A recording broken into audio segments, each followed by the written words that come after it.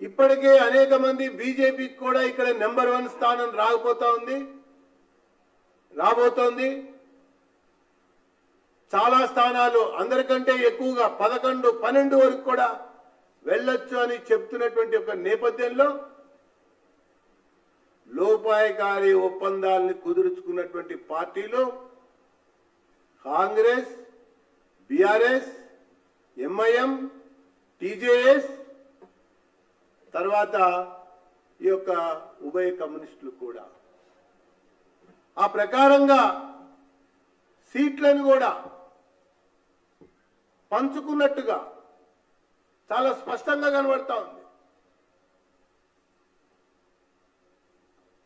ఇప్పటికే చూస్తే ఒక చోట అభ్యర్థిని ప్రకటిస్తే బీఆర్ఎస్ ఆయనే విరమించుకుని కాంగ్రెస్ పార్టీ అభ్యర్థిగా మారాడు. ఇంకొక చోట అభ్యర్థి ఇంకా ప్రచారానికి కూడా తిరగటల్లా. ఇంకొక చోట అభ్యర్థిని ప్రకటించిన తర్వాత కూడా కనీసం కలవటంలే కూడా.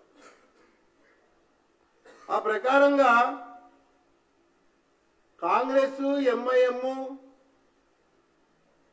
బీఆర్ఎస్ కలిసి ఈ 17 సీట్లని 10-1-6గా పంచుకున్నట్టుగా ఈ ప్రచార పర్వం, ప్రచార శైలి, అభ్యర్థుల పర్యటనలు, అభ్యర్థులు పట్టి పట్టనట్టుగా ముట్టనట్టుగా ఆయా నియోజకవర్గాల్లో వివరిస్తూ ఉంటే చాలా స్పష్టంగా అర్థమవుతున్నటువంటి విషయం 10-1-6గా వీళ్ళు పంచుకున్నారు అన్నటువంటి లోపాయకారి ఒప్పందం స్పష్టంగా కనబడుతున్నటువంటి విషయం అని చెప్పని నేను పేర్కొంటున్నాను.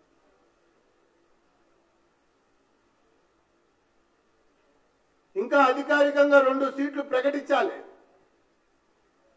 రేపేళ్ళుండే ప్రకటించవచ్చు.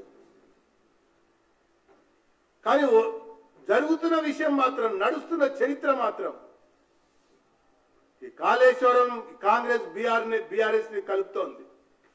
ఈ ఫోన్ ట్యాపింగ్ కాంగ్రెస్ ని బీఆర్ఎస్ ని కలిపి నడిపిస్తోంది.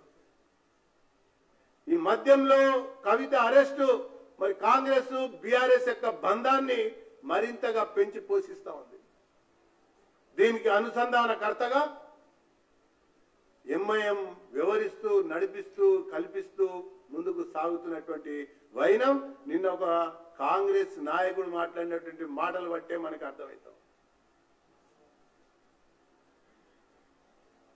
ప్రజలు ఈ అంశాన్ని చాలా లోతుగా కూడా గమనిస్తున్నారు. ఇది ఒక వైపున. ఇంకొక వైపున బీఆర్ఎస్ సంబంధించినటువంటి శాసనసభ్యులు ఫిరాయించినటువంటి శాసనసభ్యుల యొక్క సీట్లని డిస్క్వాలిఫై చేయాలని స్పీకర్ని కలుస్తామంటే టైం ఇవ్వటం లేదు, స్పీకర్కి పిటిషన్ పెడదామంటే మాట్లాడటం లేదు అని మాట్లాడుతున్నటువంటి విషయాలు అది నవ్వురాటలాగా ఉంది.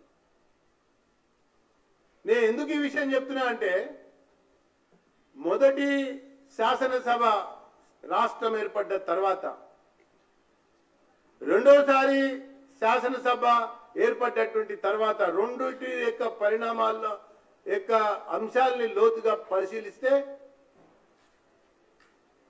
కాంగ్రెస్ లెజిస్లేచర్ పార్టీ బీఆర్ఎస్ లో విలీనమైంది, తెలుగుదేశం లెజిస్లేచర్ పార్టీ బీఆర్ఎస్ లో విలీనమైంది.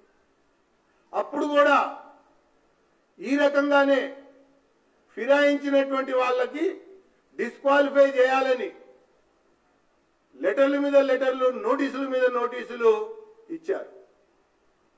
ఇచ్చిన తర్వాత మూకుమ్మడిగా కాంగ్రెస్ లెజిస్లేచర్ పార్టీ బీఆర్ఎస్ లో విలీనమైంది, తెలుగుదేశం లెజిస్లేచర్ పార్టీ కూడా బీఆర్ఎస్ లో విలీనమైంది. ఇప్పుడు కూడా అదే తంతు జరుగుతున్నట్టుగా కనబడతా ఉంది, అదే వ్యవహారంగా జరుగుతున్నట్టుగా కనబడతా ఉన్నది.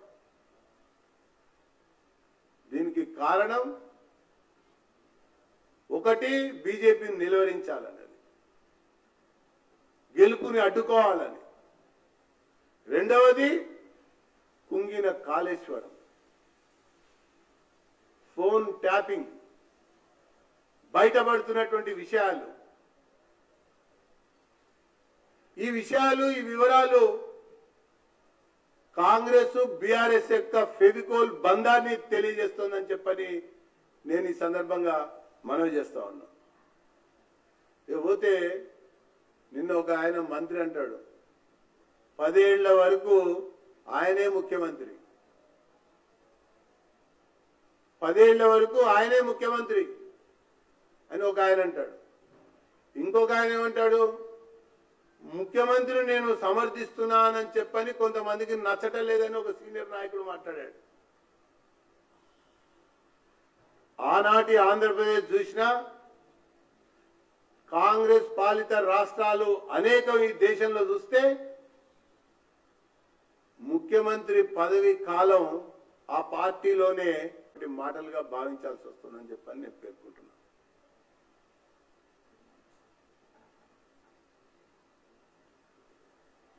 Okay, thanks.